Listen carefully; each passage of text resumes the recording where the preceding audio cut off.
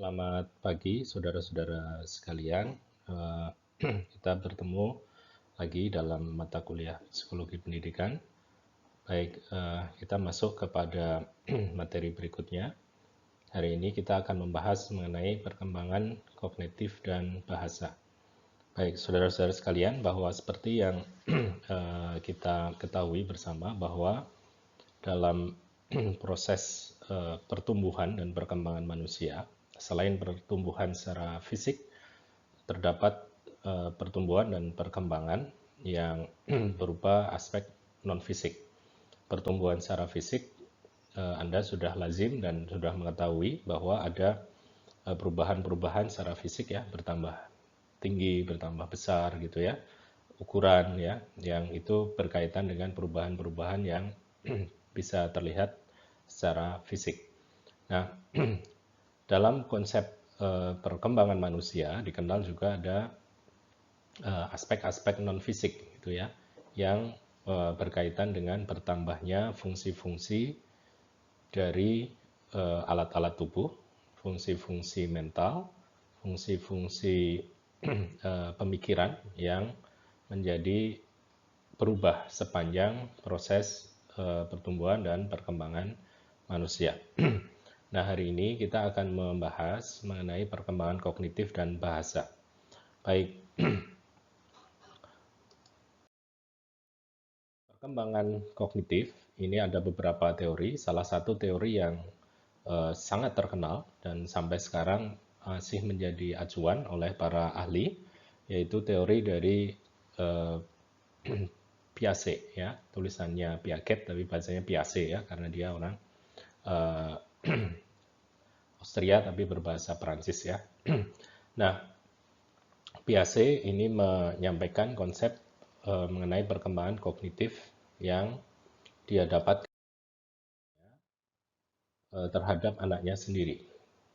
Jadi Piaget ini ingin mengetahui, mencatat perubahan-perubahan yang terjadi dari anak-anaknya sendiri, ya, terutama dari pola pikir, ya, konsep-konsep berpikir, skema-skema berpikir yang dimiliki dari dia kecil sampai dia menuju ke remaja.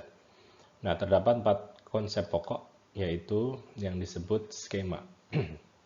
Yang intinya skema ini adalah menggambarkan tindakan mental dan fisik dalam mengetahui dan memahami objek. Ya, dalam konteks ini skema sering juga dimaknai sebagai kategori pengetahuan yang dapat membantu seseorang dalam memahami serta menafsirkan sesuatu.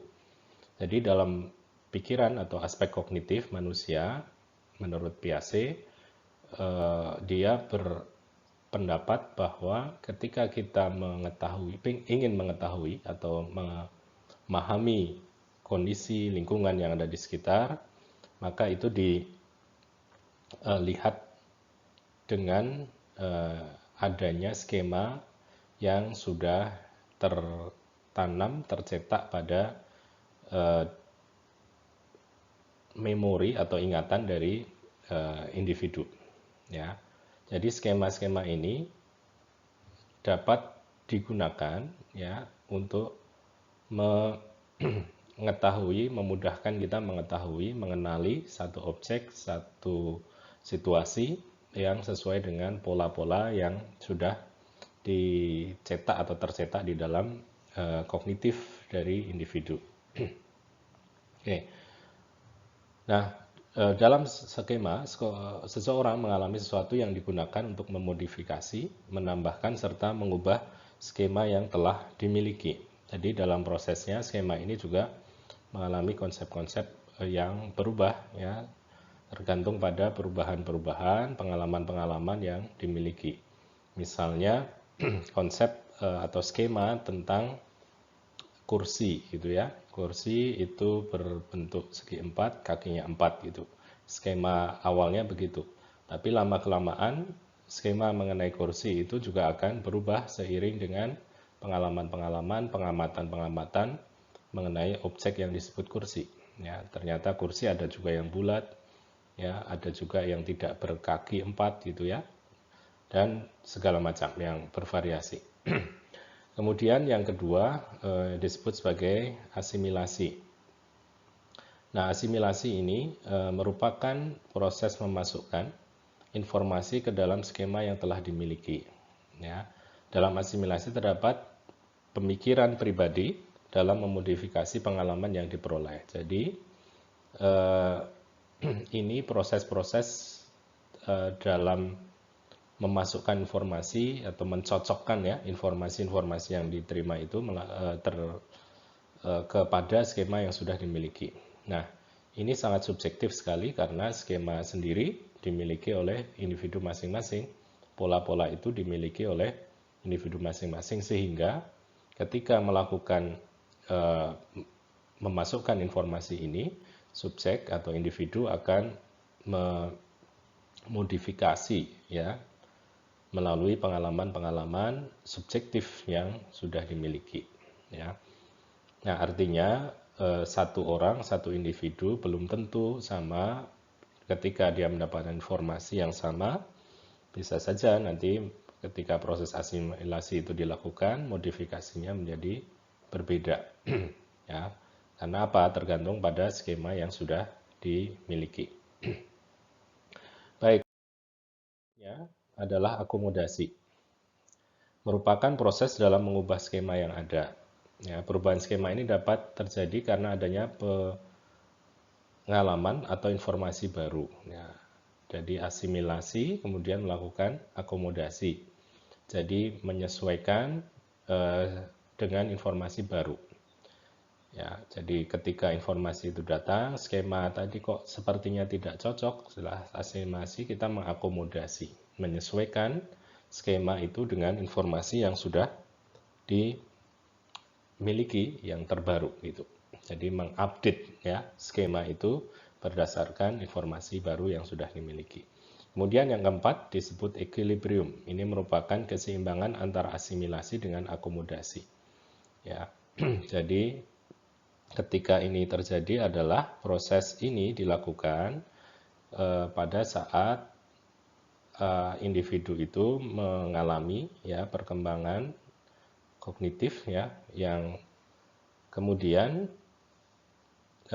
individu melakukan menyeimbangkan proses-proses ini ya antara asimilasi dan akomodasi itu diseimbangkan menyesuaikan dengan informasi-informasi tadi. Baik, jadi pada konteks ini ya empat konsep yang disampaikan PAC ini melibatkan perubahan ya dalam gampangnya istilahnya adalah pola berpikir yang dimiliki oleh individu ketika dia sudah memiliki satu skema atau frame of reference ya peta konsep atau bisa jadi apa namanya pembatas ya dalam memahami sesuatu yang kemudian itu akan berubah seiring dengan informasi-informasi yang dimiliki oleh individu tadi sejalan dari pengamatan, pengalaman ya dan juga aktivitas yang dialami oleh individu. Baik, kita lanjutkan konsep.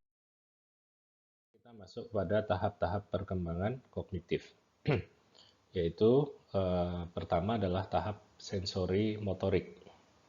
Ya, tahap ini berlangsung dari usia 0 sampai 2 tahun. Dalam tahap ini, bayi menyusun apa yang ditangkap oleh inderanya dengan melakukan gerakan motorik yang digunakan untuk beradaptasi dengan lingkungan di mana ia berada. Jadi, tahap ini intinya adalah bahwa bayi ini mengenali lingkungan, benda-benda yang ada di sekitarnya berdasarkan panca indera dan aktivitas motorik ya yang dia lakukan ya, dia misalnya memegang benda, menyentuh sesuatu gitu ya, yang kemudian itu diingat dalam dalam skema kognitifnya, dalam ingatannya untuk kemudian menjadi informasi awal ya dalam mengenali lingkungan. Tahap pra-operasional ya. Tahap ini langsung antara usia 2 sampai 7 tahun, ya, berisi pada pemikiran-pemikiran yang bersifat simbolis, egoisentris dan intuitif. Jadi tahap ini pada dasarnya anak-anak berpikir melalui simbol-simbol, ya, yang merepresentasikan objek yang ada, gitu ya. Jadi misalnya pada tahap ini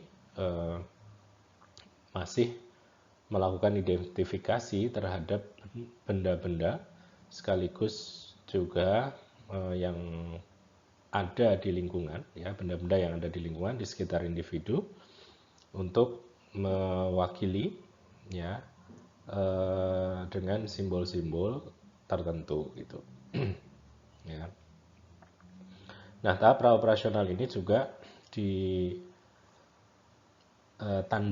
ya, dengan bahwa individu itu mengenali objek, ya, dengan tampilan-tampilan yang konkret gitu ya.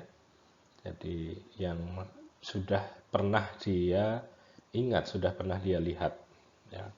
Nah, kemudian tahap intuitif ini terjadi antara usia 4 sampai 7 tahun, ya. Pemikiran ini masih terbatas pada pemikiran yang bersifat intuitif saja, yang belum mengarah pada pemikiran yang rasional. Jadi masih istilahnya seketemunya gitu ya, semudahnya individu itu mendapatkan apa yang muncul dalam pikirannya, maka itulah yang kemudian terpikirkannya. Nah, tahap ini selalu ditandai dengan bahwa individu masih belum bisa melakukan abstraksi, ya, yang seperti orang dewasa gitu ya. Abstraksinya masih terbatas pada informasi-informasi yang sudah mereka ingat, yang sudah mereka miliki.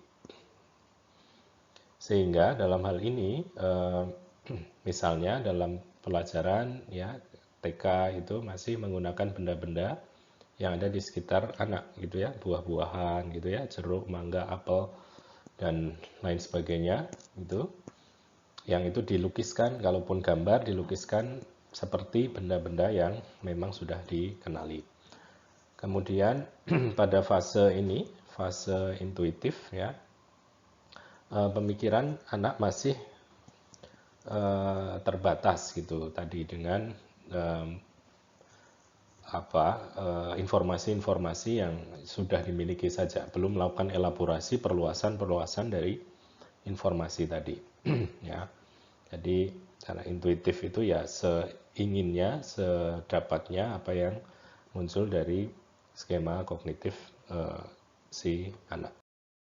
Adalah tahap ketiga dan keempat, yaitu tahap operasional konkret dan tahap operasional formal. Tahap ini operasional konkret, anak mudah mengoperasikan berbagai logika. Jadi sudah berpikir secara logis sebab akibat, ya.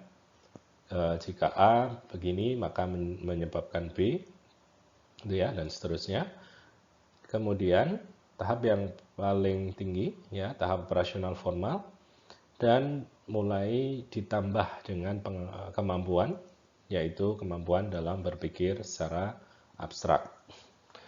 Nah, kemampuan yang berpikir secara abstrak ini, ya, inilah yang kemudian mengembangkan pola-pola berpikir, ya, skema-skema tadi yang dimiliki oleh individu itu menjadi semakin luas karena pemikiran-pemikiran yang dimiliki oleh individu akan terus berkembang dengan proses abstraksi berpikir yang dilakukan oleh individu.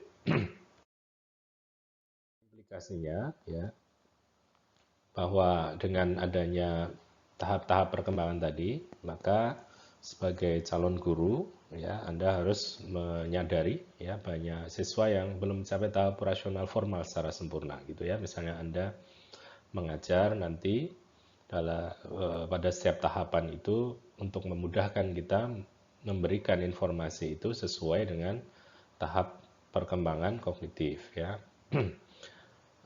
Kemudian yang kedua, suasana pembelajaran yang eksploratif, ya. Tadi untuk memperluas skema tadi, maka perlu dilakukan pemberian ya banyak informasi. Dalam hal ini siswa diminta untuk melakukan eksplorasi secara terus-menerus ya mengenai apa yang ada di sekitarnya, di lingkungannya untuk menambah perluasan-perluasan skema tadi. Yang ketiga, pembelajaran berbasis pada persoalan yang menyangkut kehidupan mereka. Nah, semakin dekat aktivitas pola berpikir yang dilakukan dengan kehidupan seorang anak ya atau individu, maka akan lebih mudah anak itu nanti akan memberikan atau mengolah informasi tadi dengan cara yang lebih baik.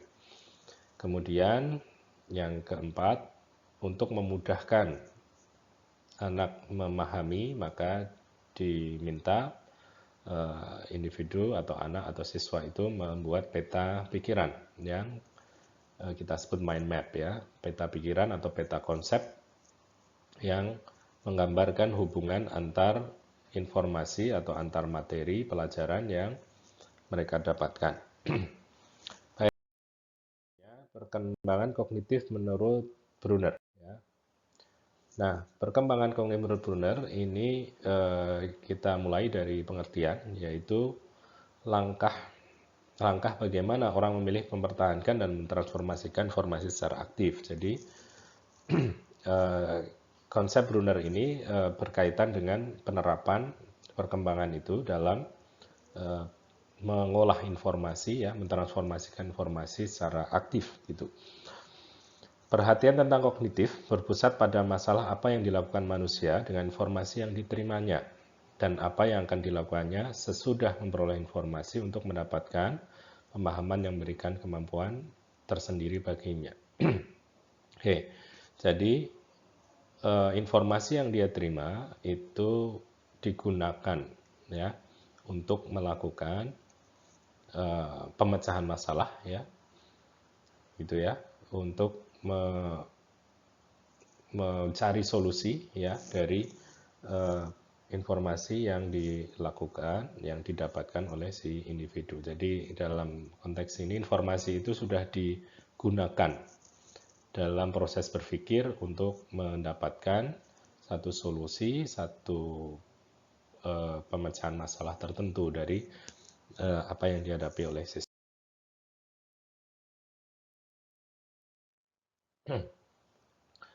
Nah, perkembangan kognitif memperhitungkan 6 hal,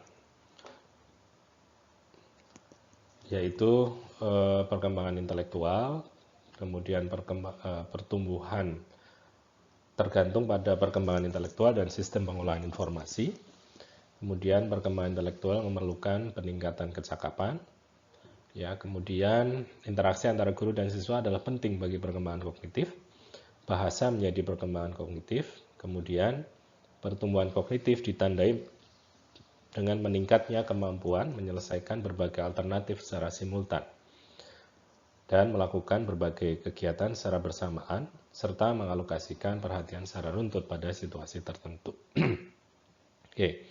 Jadi pertumbuhan dan perkembangan kemampuan kognitif atau intelektual yang dimiliki oleh individu tergantung pada proses yang dilakukan oleh individu tadi melalui aktivitas yang dilakukan. Baik, pada konsep ini ya kita melihat bahwa proses perkembangan intelektual itu tidak kemudian berhenti ya dari proses pentahapan itu sesuai usia seperti yang disampaikan oleh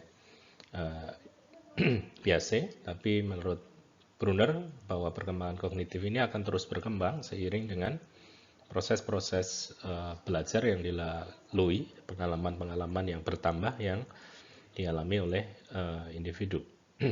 Nah, maka di sini disampaikan bahasa menjadi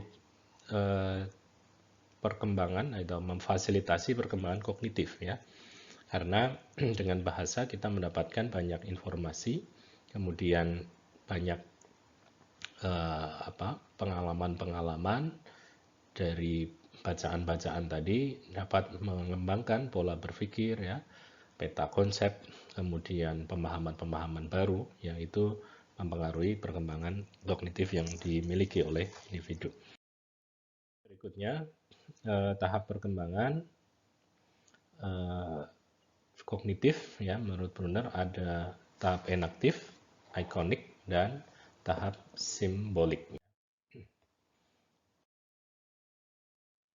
Baik, implikasinya dilakukan dengan menggunakan cara belajar discovery learning atau belajar penemuan, yaitu cara belajar dengan pencarian pengetahuan atau ilmu secara aktif yang dilakukan oleh si pembelajar. Jadi siswa diminta untuk secara aktif menemukan informasi, menemukan konsep-konsep baru, sehingga konsep-konsep ini lebih tersimpan, tertanam pada diri atau pada otak ya, skema kognitif si individu.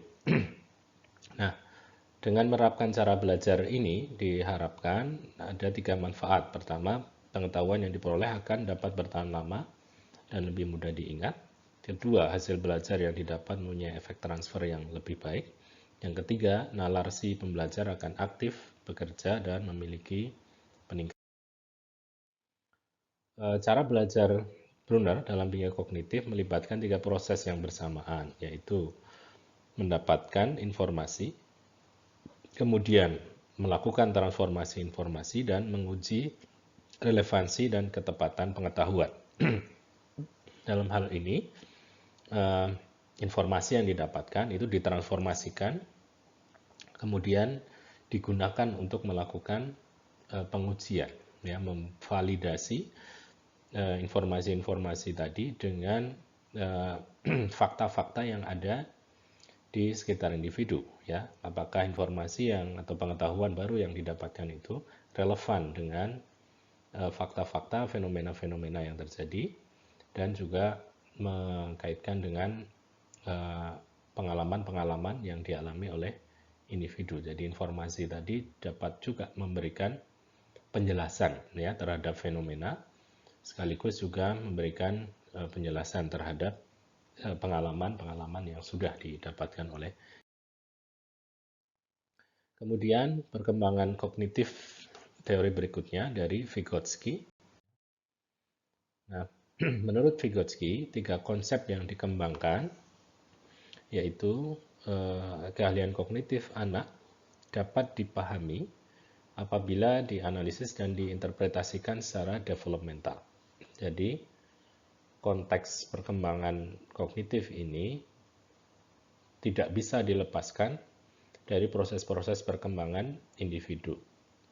Jadi harus diletakkan perkembangan kognitif ini berdasarkan tahapan perkembangan yang dimiliki oleh individu.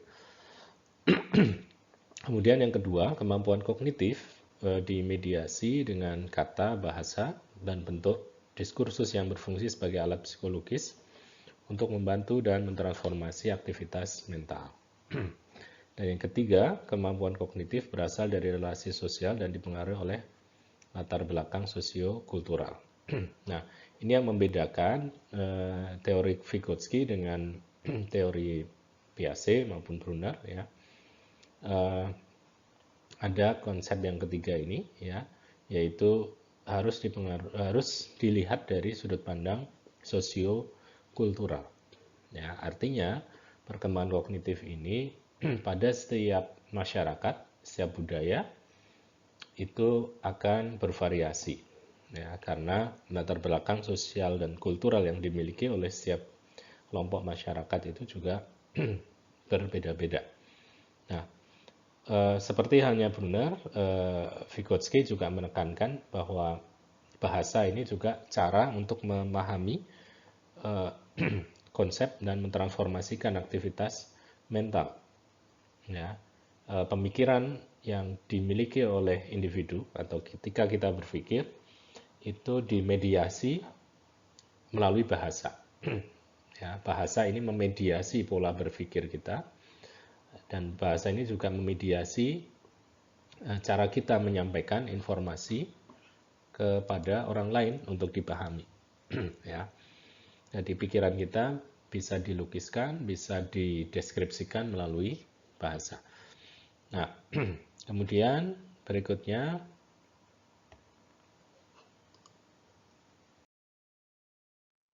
implikasi dalam pembelajaran. Ya, seorang guru hendaknya dapat memahami yang disebut sebagai zone of proximal development. Jadi konsep ZPD ini menekankan bahwa ketika memberikan pembelajaran tidak boleh melompat-lompat, harus dilakukan dimulai dari konsep-konsep yang dekat, yang paling dekat dengan informasi-informasi yang sudah dipahami oleh individu. Jadi dalam bahasa lain, pembelajaran harus dilakukan secara runtut, ya, sesuai dengan pemahaman-pemahaman yang sudah dimiliki oleh individu, oleh siswa. Ya, sehingga kalau melompat nanti akan kesulitan, ya, untuk mengkaitkan informasi yang dulu dengan informasi yang baru yang didapatkan. Oke, nah kemudian guru bisa memanfaatkan tutor sebaya, artinya teman-teman sebaya yang mengetahui informasi tadi dapat istilahnya apa ya, diberdayakan untuk memberikan pengetahuan pembelajaran ke teman-temannya. Nah, kemudian yang ketiga, dalam pembelajaran seorang guru hendaknya menggunakan teknik scaffolding. Ya, scaffolding itu bertingkat, ya, berjenjang. Ini sehingga informasi-informasi itu dapat diolah secara bertahap dan dipahami satu persatu sampai dengan membentuk satu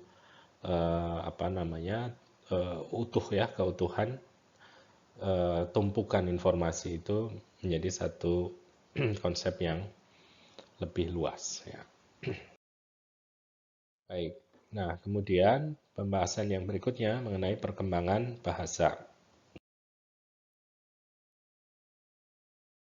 Perkembangan bahasa ada beberapa pendekatan, ya. Nah, makna dari perkembangan bahasa ini adalah proses untuk memperoleh bahasa, menyusun tata bahasa dari ucapan-ucapan, memilih ukuran, penilaian tata bahasa yang paling tepat dan paling sederhana.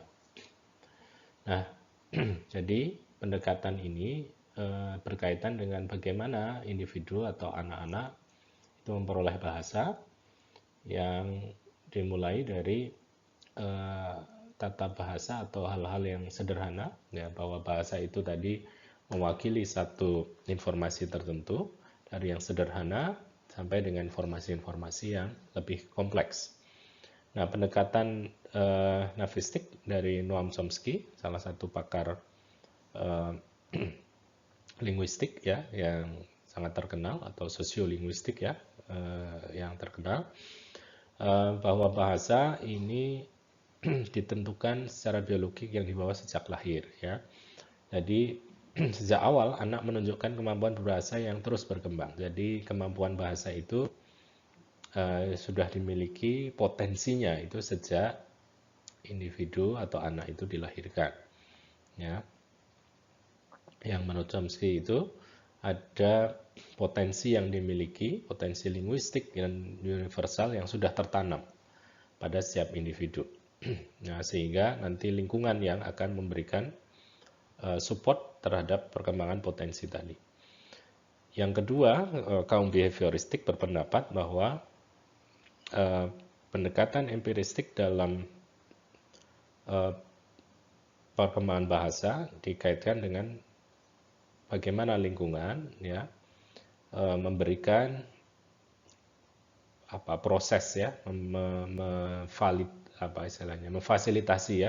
memfasilitasi proses perkembangan atau pembelajaran bahasa yang dimiliki oleh siswa.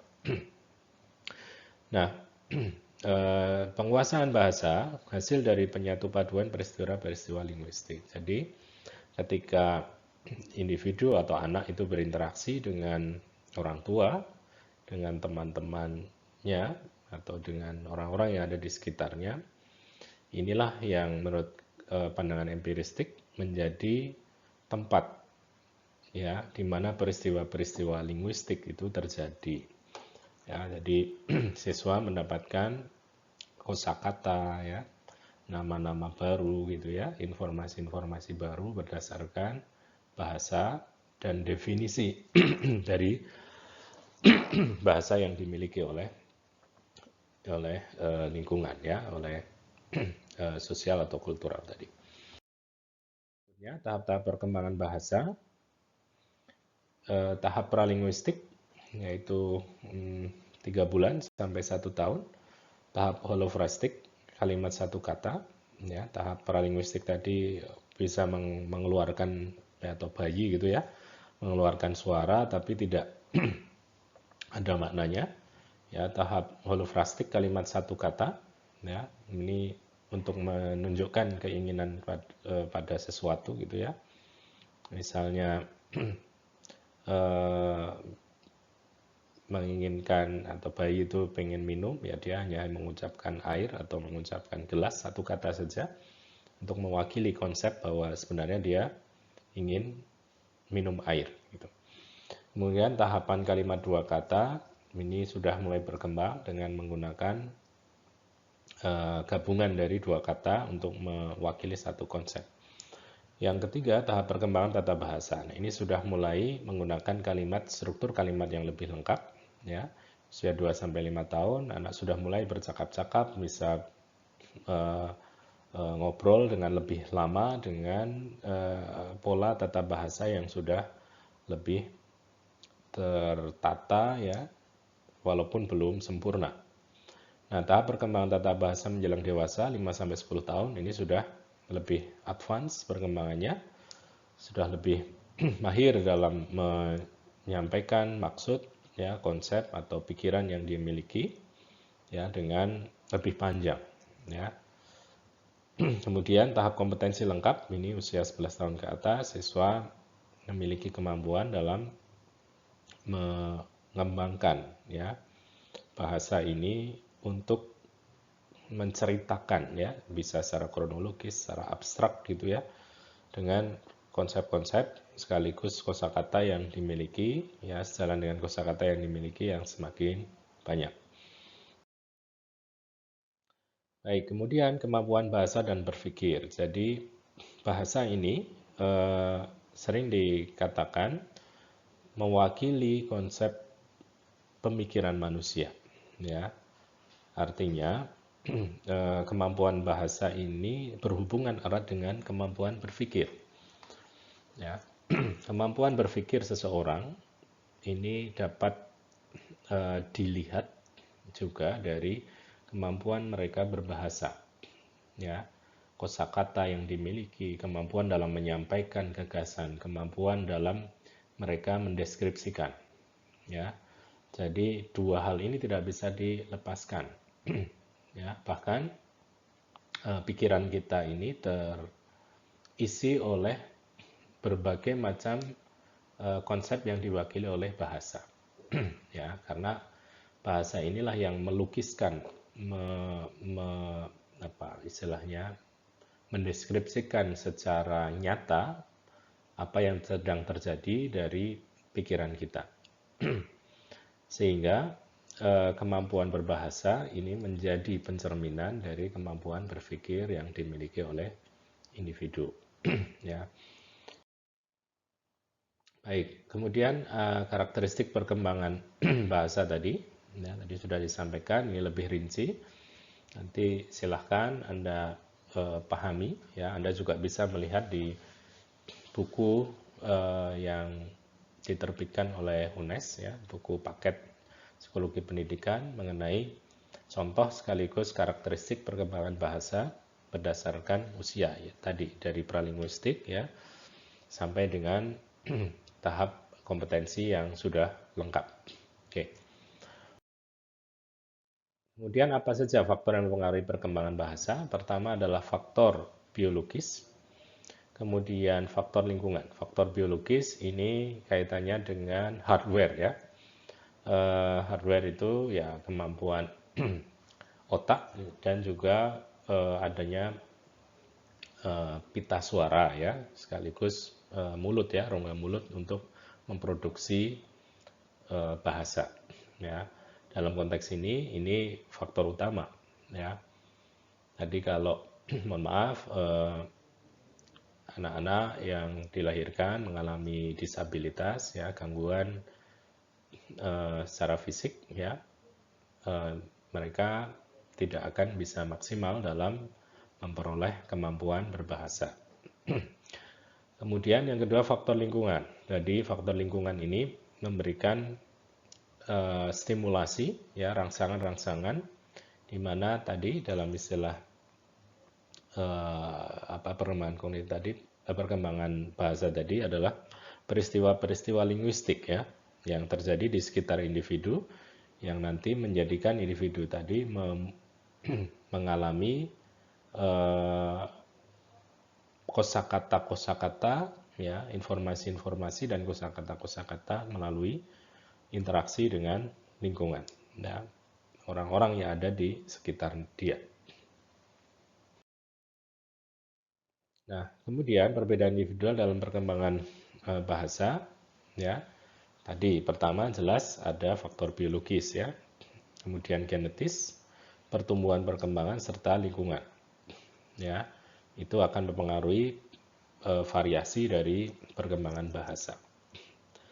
Artinya ketika seorang anak ini ingin diharapkan oleh orang tua yang memiliki kemampuan berbahasa yang baik, yang berkembang dengan baik, maka perlu selain tadi diberikan ya support berupa asupan makanan dan gizi yang cukup untuk mendukung perkembangan biologisnya, juga memberikan stimulasi-stimulasi, rangsangan-rangsangan kepada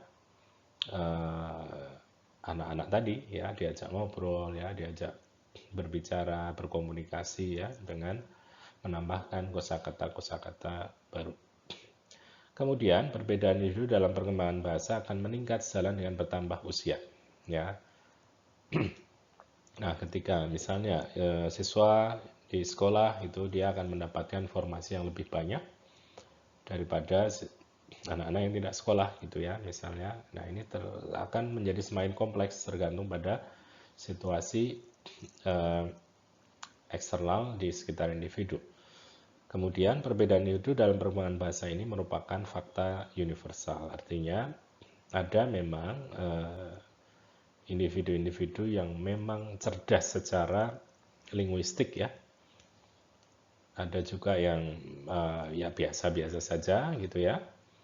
Ada juga yang memang mengalami hambatan dalam perkembangan kognitif. Artinya tidak bisa setara ya, perkembangan bahasa ini setara dengan antara satu anak dengan anak yang lain karena tadi faktor-faktor baik biologis, genetis maupun faktor-faktor eksternal yang dimiliki oleh individu.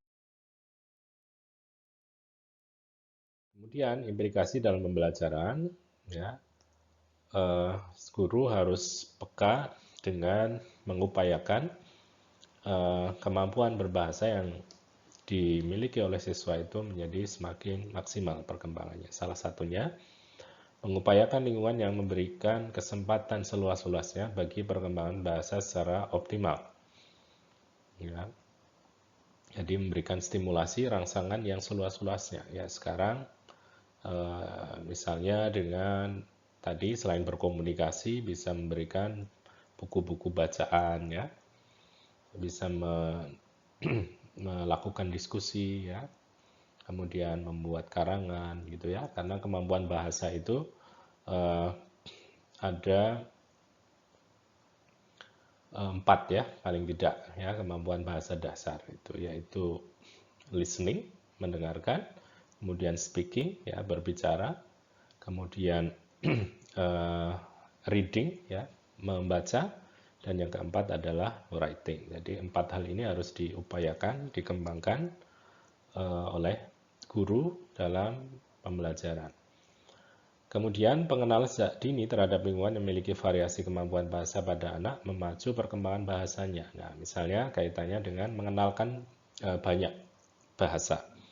Ya, misalnya anak juga dikenalkan dengan bahasa daerah selain bahasa nasional, bahasa Indonesia, mungkin ditambah lagi dengan bahasa asing, ya, bisa bahasa Inggris gitu ya, bahasa Perancis, bahasa Cina, bahasa Jerman dan segala macam. Ini akan memacu perkembangan bahasa, ya.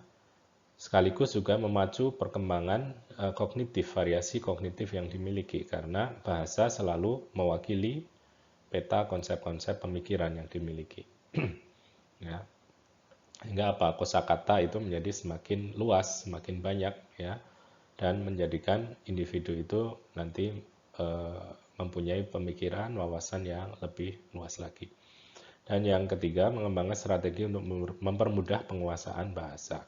Jadi, bahasa ini tidak hanya konteksnya teoritis, tapi bahasa ini lebih banyak konteksnya kepada sisi praktis, gitu ya. Secara teoritis, anak dibelajarkan teori-teori bahasa, ya, struktur-struktur bahasa, tapi juga konsep-konsep tersebut harus dipraktekkan karena kemampuan bahasa itu tidak hanya dinilai secara teoritis tapi juga dinilai secara praktis. Maka dalam hal ini guru harus mengupayakan dua hal ini selain mempelajarkan secara teoritis tapi juga yang tidak kalah penting membelajarkan secara praktis, ya, mempraktekkan bahasa itu dalam berkomunikasi. Baik, ini materi, ya, keseluruhan materi mengenai perkembangan kognitif dan bahasa. Saya bahas secara ringkas, secara cepat, ya. Anda bisa melanjutkan nanti berdiskusi dengan dosen pengampu mata kuliah ini masing-masing, ya, melalui Elena. Silahkan Anda bisa berdiskusi melalui itu, dan juga apabila ada hal-hal yang kurang bisa atau Anda belum memahami secara tuntas, silahkan Anda diskusikan dengan dosen pengampu Anda masing-masing. Baik, saya kira itu, ya, untuk materi ini. Semoga apa yang saya sampaikan memudahkan Anda memahami materi ini dan konsep-konsep yang dimiliki ini menambah keseluruhan, ya, informasi konsep-konsep mengenai perkembangan manusia secara lengkap. Saya kira itu. Saya tutup. Dan terima kasih dan selamat belajar.